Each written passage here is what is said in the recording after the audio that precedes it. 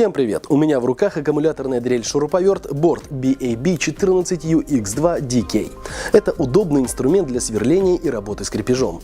Для обработки различных материалов предусмотрено два скоростных режима – от 0 до 400 и от 0 до 1500 оборотов в минуту. Ограничение крутящего момента позволяет точно работать с любым крепежом – и мелким, и крупным. На корпусе есть подсветка и держатель для насадок. В комплект входят два аккумулятора на 14 вольт, зарядное устройство, набор бит и сверл, магнитный держатель и кейс.